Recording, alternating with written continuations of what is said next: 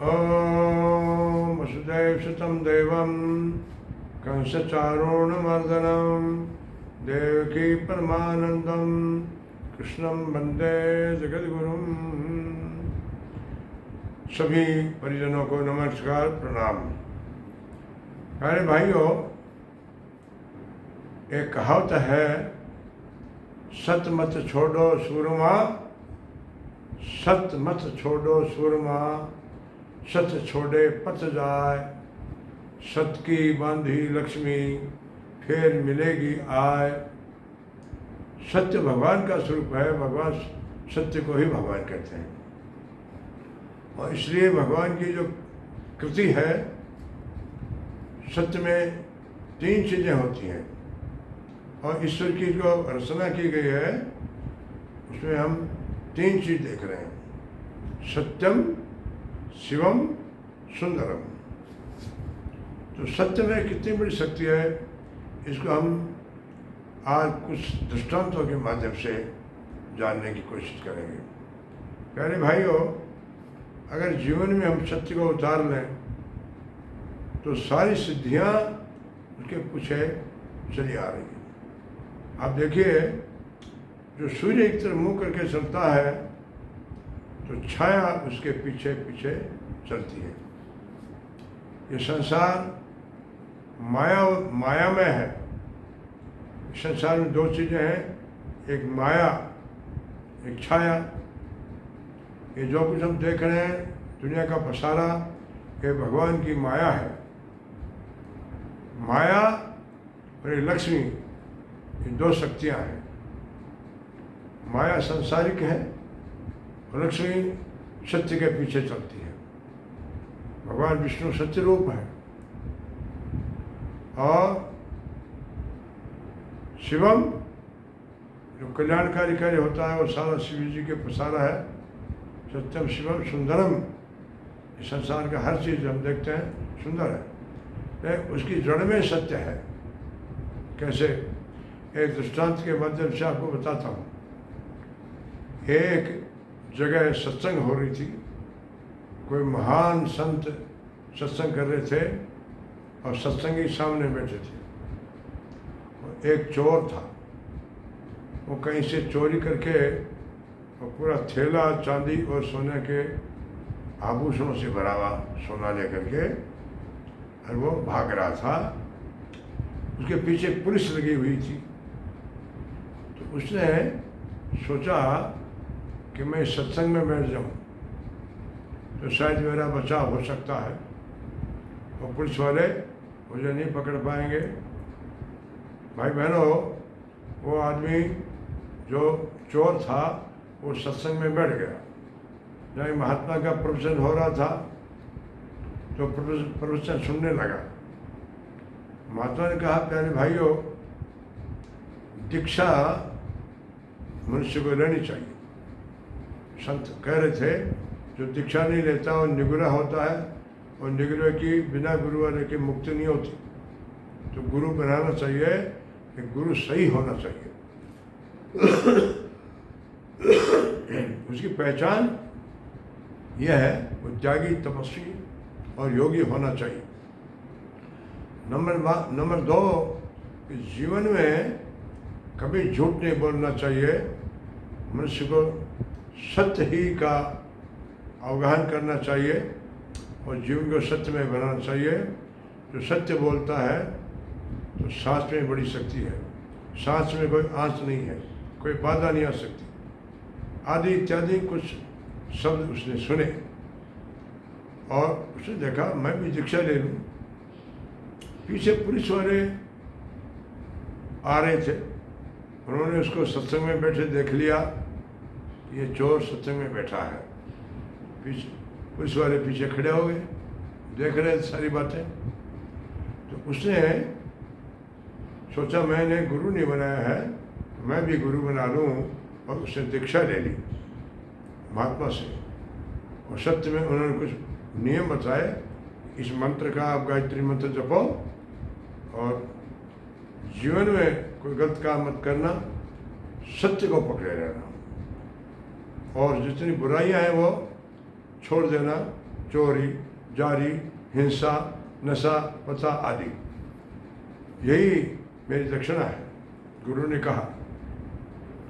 उसने मन में सोचा कि मैं एक नियम ले लेता हूँ, सत्य बोलूँगा, लेकिन झूठ कभी नहीं बोलूँगा और सत्य बोलता रहूँगा जीवन में। मैं चोरी तो नहीं छोड़ूंगा कि चोरी छोड़ने से मैं खाऊंगा क्या। तो उसने ये नियम ले लिया और गुरुदेव को दक्षिणा के रूप में वो जो झूठ बोलता था वो झूठ छोड़ दी। लेकिन मन ही मन में विचार किया मैं सत्य बोलता रहूँगा लेकिन चोरी करूँगा। ऐसा नियम लेकर के गुरुदेव को प्रणाम करके जब बाहर आने लगा तो पुलिस वालों ने पकड़ लिया और उसके हाथ में थैला था, में सोना चांदी थी, थैला छीन लिया। बोल तो चोरी करके लाया। उसे हाथ जोड़ के थानेदार से कहा कि मैं चोरी तो करके लाया हूँ, झूठ नहीं बोलता। मन में सोचा गुरु को मैंने नियम ले लिया सत्य बोलने का, तो चोरी करी थे नहीं? हाँ करी।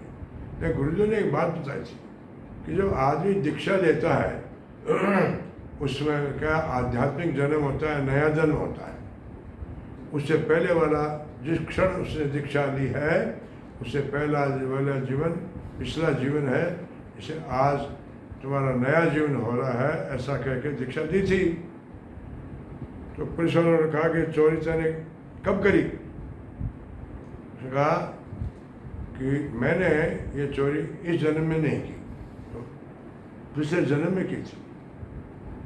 पुलिस वालों ने उसको पीटा, झूठ बोलता है, ये थैला मौजूद है, सोना चांदी जो पड़ा है, कह रहा चोरी जो की नहीं, इस जन्म में नहीं की, पिछले जन्म में की थी। चले अभी की ना, 2-4 घंटे पहले से चोरी की थी, अब पीछे पीछे आ रहे हैं। बोले हाँ ठीक है, जब मैंने इस जन्म में चोरी नहीं की, पिछले जन्म में चोरी की है। थानेदार वाले ऐसा नहीं मानने वाला है, इसकी पिटाई की जाए।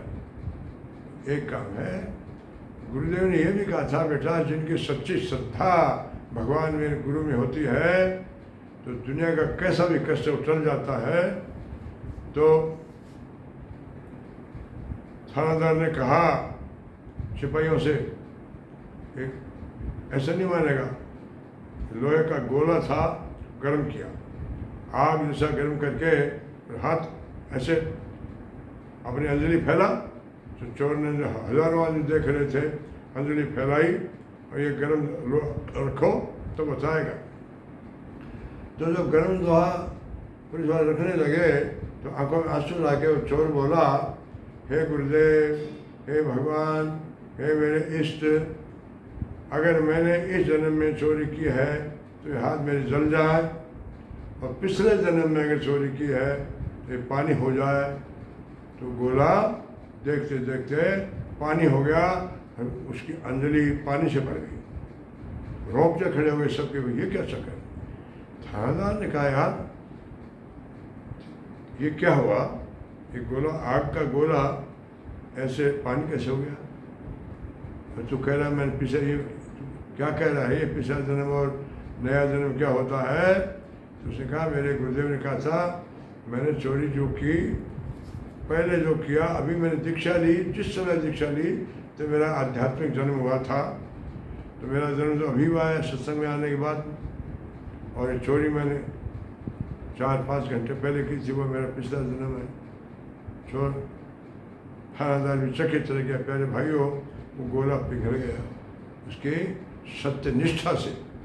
खैर थानेदार ने वो सोना छीन लिया उससे। मन में सोचा कि सोना छीन लिया लेकिन चोरी तो करना ही पड़ेगा। चोरी नहीं छोड़ी थी उसने, झूठ छोड़ी थी। कोई राजा के महल में चोरी करने गया रात को, तो आगे पुलिस वाले खड़े थे, बोले कहाँ जा रहा है?